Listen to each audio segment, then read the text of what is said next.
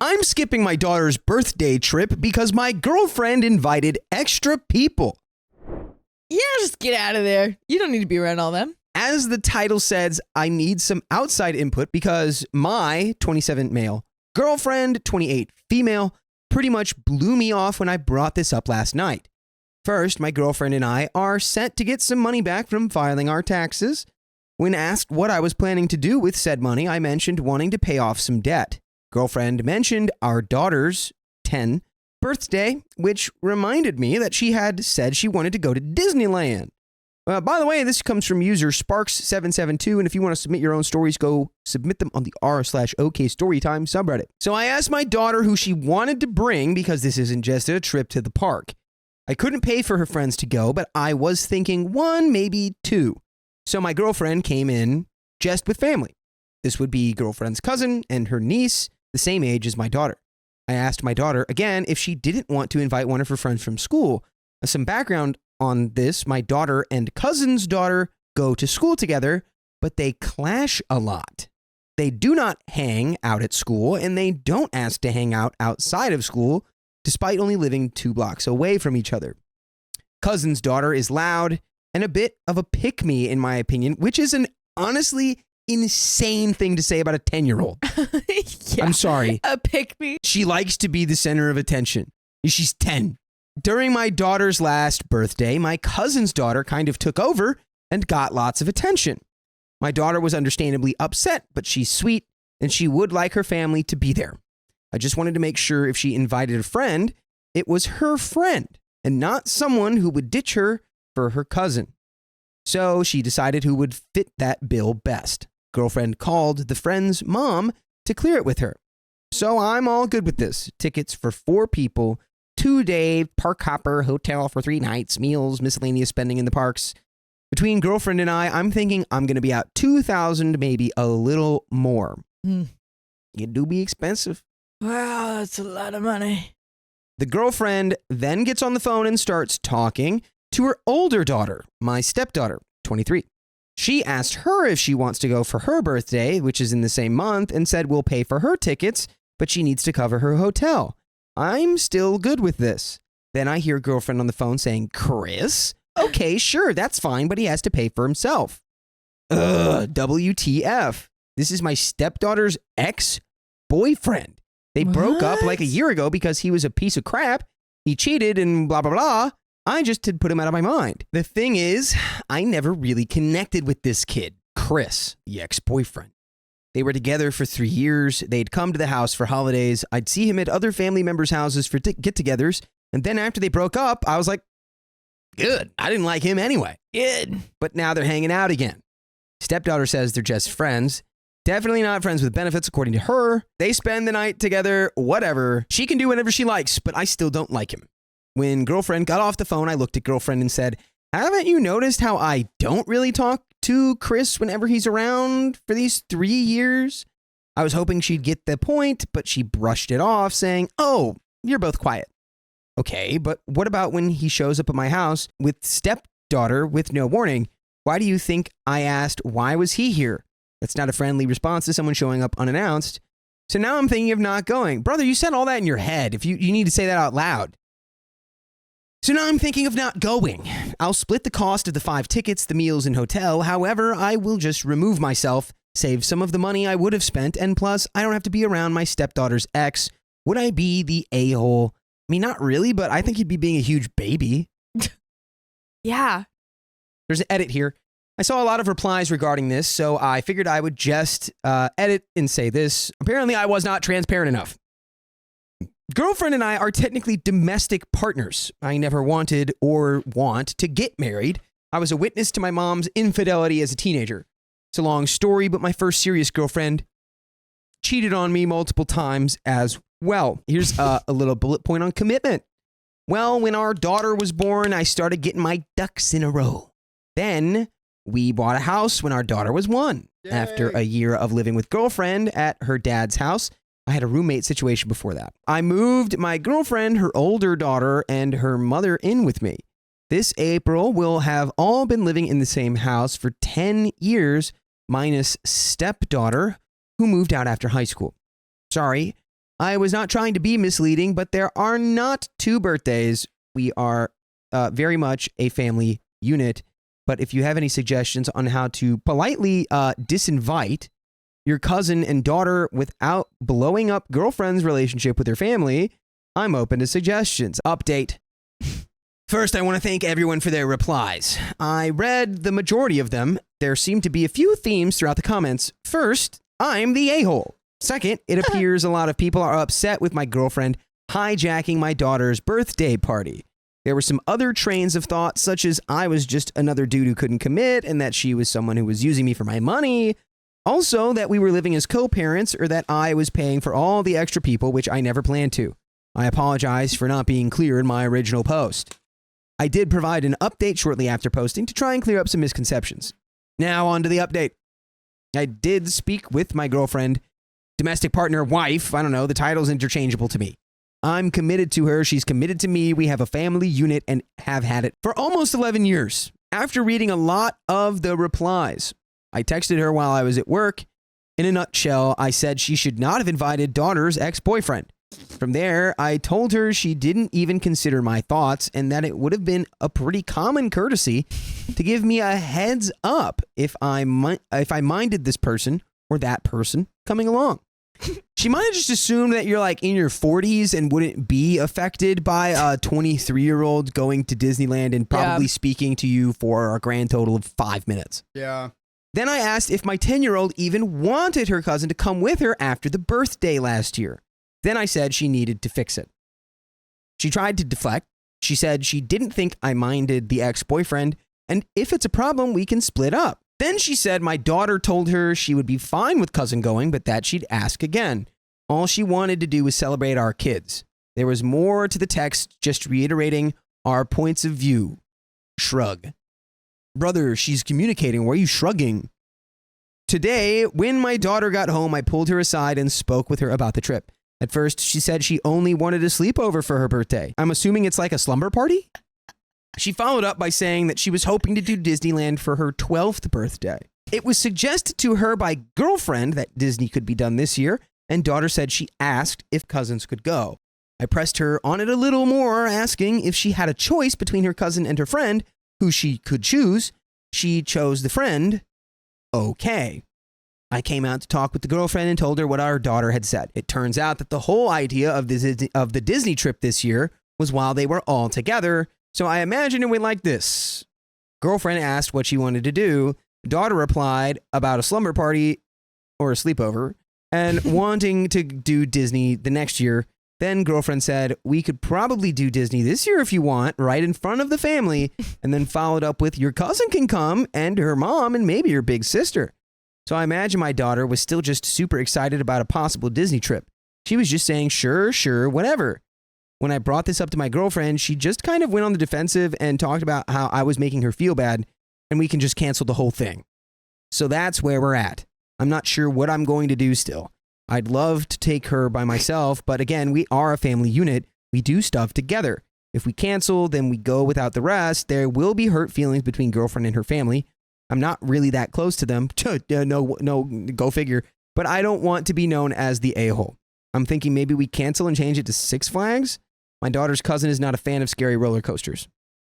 We could be doing her a favor, but I'm still not sure.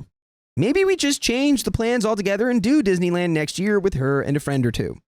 And by the way, you can listen to full episodes with stories like this with a friend or two or 500 or 10,000. Tell everyone you know that they can listen to full episodes on Spotify, on Apple Podcasts, on iHeartRadio, literally wherever you listen to podcasts. All you have to do is search OK Storytime. The other thing I just remembered, not sure where I would insert this into that wall of text, but my daughter did say if I don't invite cousin to my B-Day, she won't invite me to her B-Day. I think she's trying to keep the peace and be a people pleaser. I don't necessarily want to alienate her from her cousin. Kids are mean and kids change. They can barely tolerate each other now, but a couple of years down the road, they may be best friends. I would rather her take a step back from the relationship with her cousin rather than just abandon it. And that's the end of the story? Oh, wow. My friend blames me for a bad incident with an ex-friend because they met through me. Well, butterfly effect, transitive property. I'm currently going through a bit of an Attack on Titan phase, so for the sake of my anonymity, and because it makes this feel even more like a tragic saga, let's call the people in this story Sasha and Gabby. You get that? You're a monster. Their anime counterparts have no bearing on the real people. By the way, this comes from Okay, Calm Down, Missy. And if you want to submit your own stories, go to the r/OKStorytime subreddit. So here's the backstory. Sasha, Gabby, and I all went to school together. Sasha and I, best friends. Gabby, a mean girl with a sob story, a penchant for saying the worst possible thing at the worst possible time, and a total inability to handle her booze. She's also one of those pick-me girls who thrives on attention and never met a compliment that she didn't make about herself. But for some reason, possibly masochism, I always considered her a loyal friend. Even my therapist has told me that she's a self-absorbed person, and I have some kind of toxic attachment to her. Fun times. Sasha, on the other hand, was my person. She's kind, fun, and the kind of friend that you can count on in good times and bad. Our friendship was mostly long distance for years since I moved abroad for school, and she eventually moved abroad too. We weren't exactly on speed dial, but if someone asked me who my best friend was, no hesitation, it was her. I don't know if she'd say the same about me, but at the very least, we were solid. Now, here's where the drama kicks in. The birthday disaster, chapter 1. We like a disastrous birthday. The three of us have birthdays within 10 days of each other. Think 2nd, 9th, and 13th of the same month. On my birthday, I threw a little get together. Drinks were flowing, music was playing, everyone was having a great time. Until Gabby got wasted. And I mean Gabby level wasted, which is never a good thing. Oof. At some point, she and Sasha were talking on the couch while everyone else was drinking and dancing. A friend nudged me and said, Sasha looks super uncomfortable. That's when I saw Sasha abruptly get up, walk to the other side of the room, and start crying. Crying. Cue the commotion. Another friend started yelling at Gabby. Why the F would you do that? How dare you? Gabby, ever the drama queen, just smirked and said, yes, it's me. I did it. I'm sorry. I feel like that was a perfect impression. I'm sorry. Sorry. I rushed to Sasha and she dropped the bomb. Gabby slapped her. Dun, dun, dun. Oh, so we're like physical assault. Cool. I instantly sobered up. My husband and another friend stayed with Sasha while I took Gabby aside and calmly, somehow, told her that she needed to leave. More drama ensued, but eventually she left. Later, Sasha explained that she'd casually mentioned her boyfriend, and out of nowhere, Gabby smacked her across the face, saying something like, I thought we were both single and in this together. Okay, what the actual heck? Everyone agreed that it was probably jealousy. The night spiraled into chaos, but in the end, I did what I felt was the right thing. I cut Gabby out of my life. I figured that was that. My friendship with Sasha was intact, right? Wrong. For the next few months, things seemed normal. Sasha and I hung out regularly. Then out of nowhere, she confided in me about having relationship troubles. Nothing to do with Gabby, just some long-standing issues with her boyfriend. I listened, gave advice where she asked, and mostly just tried to be there for her. Then, about a month ago, she told me that they had broken up, and he ghosted her. I was shocked since we had been talking about communication strategies the week before. I immediately offered to come over or call her. She told me that she was with relatives and would call when she got back. So I waited and waited and then texted to check in. She was online, active with other friends, but distant with me. Eventually, she snapped, I need space. Fair enough. I backed off. Then a week later, she hit me with the texts. She basically said, I need to get this off my chest. Everything went downhill after that incident with Gabby. And Gabby wasn't even my friend. I only tolerated her because of you. I feel like she cursed me and I'm paying for it. She got away with it too. No consequences. I would have gotten away with it too if it wasn't for you meddling kids. I feel like I shouldn't be nice to people anymore because who knows what other friends of friends might harm me like that. So, translation, this is somehow your fault. At first, I tried to be supportive. I told her I understood how hard it is to deal with negativity. I asked how she was feeling now. Her response? Not good. I don't blame you, but she wasn't my friend, and I'm having a hard time accepting that. I somehow did this to myself. Are you sure you're not blaming me? I got radio silence ever since. At first, I cried a lot because I knew what she meant. She does blame me. Maybe not outright, but enough to make me feel like I'm being punished for something out of my control. But now I'm pissed. Like, what was I supposed to do? Beg Gabby to unslap her? Travel back in time and uninvite her? I already cut Gabby out of my life, apologized to Sasha, and made sure that she felt supported. What more was I supposed to do? Beg? Plead? Offer a human sacrifice? No, but you could do the effigy of a human. There you go. And you don't have to sacrifice anybody. Oh. Don't actually do that. Don't do anything. You don't have to do anything. This person's just computing. Exactly. And what happens if something else goes wrong in her life? Will that somehow be my fault too? Just because it happened after the slap? The way she dropped me so easily, like I was disposable.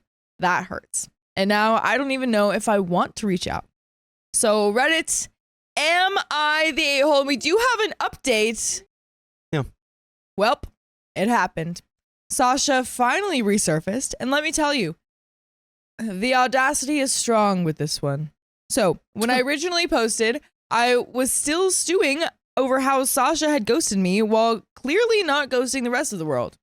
Turns out her definition of taking time off was less about introspection and more about jetting off on a vacation with another friend because, of course, she only needed time off from me.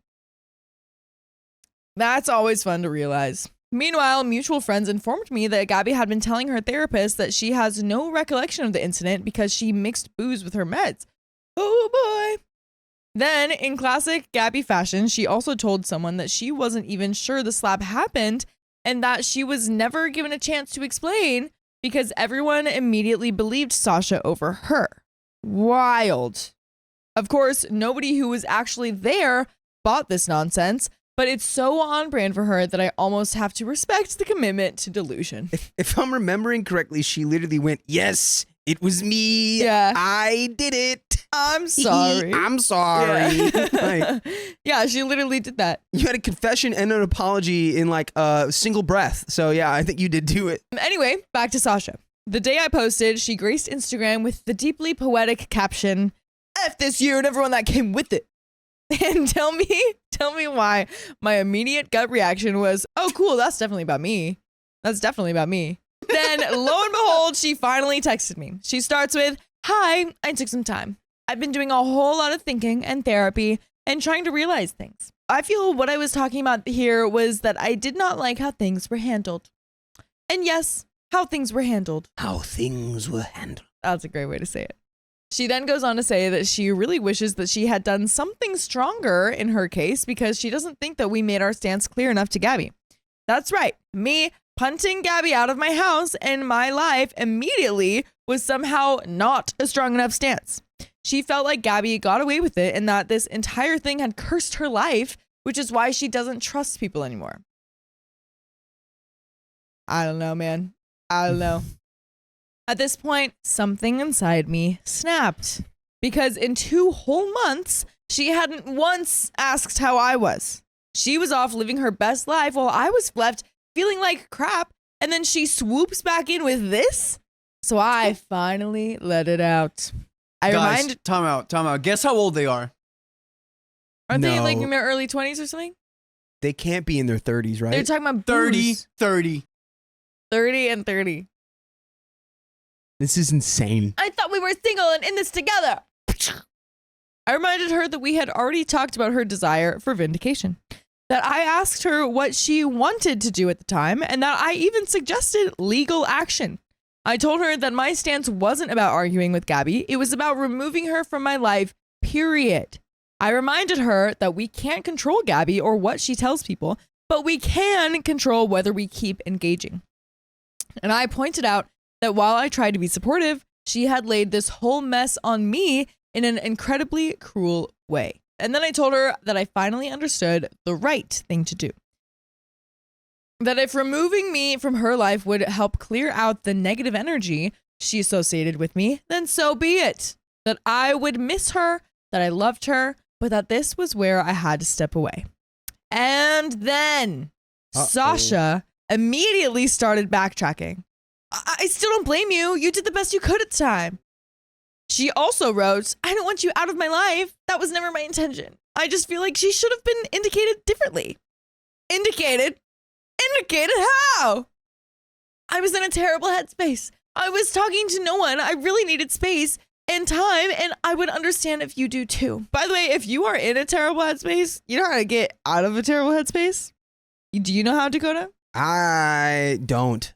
Well, let me tell you, you just gotta go to OK Storytime on Spotify Or Apple Podcasts. or iHeartRadio. Literally wherever you listen to podcasts. We have so many more episodes with more stories just like this All you one. gotta do is search OK Storytime. So, yeah, I'm done. I haven't responded, and I don't plan to. She wanted me to be the bad guy in her story, and when I finally called her on it, she panicked and tried to patch things up.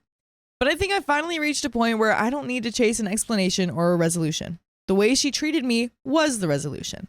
I can't believe I ended a friendship of 20 years because of this nonsense. I'm so mad and also just crying because this is incredibly hurtful. Wow. Yeah. I didn't realize it was 20 years. Yeah. No, they were going through everything together, man. Kind of makes it even worse, actually. It makes it way worse. But that is the end of that story.